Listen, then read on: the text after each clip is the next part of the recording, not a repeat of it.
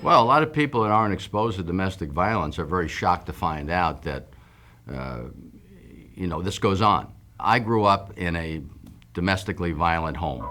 You envy people that grow up in this happy household that their mom and dad got along and they were there hugging all the time, and it was wonderful. When I was coming home from school as a youngster and I saw my dad's car in front of the house, I went to a friend's house. I connected my dad being there with fear. My dad would yell and bang things and throw food against the wall, and just what my mom had to endure while he was there. I mean, my dad used to come home at night at maybe 3 or 4 in the morning and wake her up to cook for the people that he brought home to play cards. I never saw him physically abuse my mom, but I saw evidence that evidently that was taking place. There's no worse emotion, I think, than fear.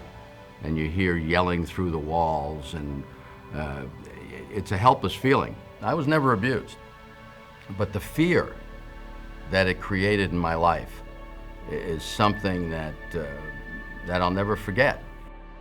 I was a very nervous child. I was very guarded. I used to admire the youngsters who used to raise their hand, and it was characterized as a silly question, but they had the courage to do that. I didn't have the courage to do that. Always felt very sensitive about my feelings and was just a little embarrassed to share them with anybody, thinking I was the only one that had these problems. Because at the time, I certainly didn't recognize the connection between domestic violence and my feeling of inadequacy. I just felt secure playing baseball. I was pretty successful doing it. That was a place I could go hide. A lot of times when I went through my childhood, I felt I was alone in feeling this way. Friends that I grew up with, said, "Joe, I never knew this about you." And if I had known, or if I had a Margaret's place to go to, it would have been easier for me because I didn't have to carry this burden all by myself.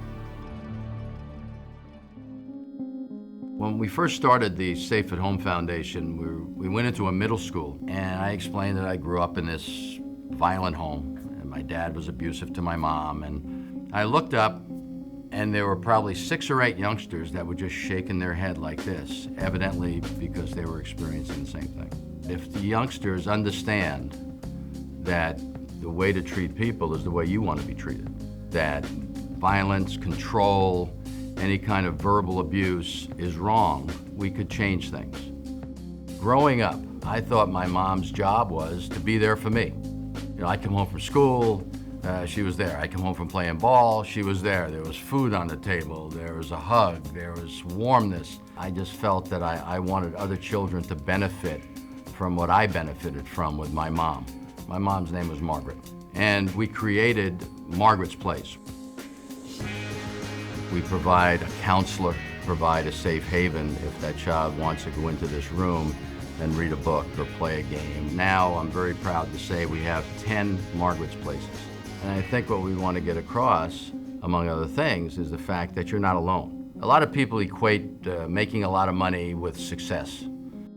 To me, success is being able to be there for your children, having them grow up with terrific self-esteem, feeling good about themselves, and being open. I have a young daughter, she's 10 years old. Best thing I can experience with her is to know that she loves coming home every day. Whatever we can do as a society to make their life safe, it's our obligation to do that, and I think that's what spells success. There's a place I dream of.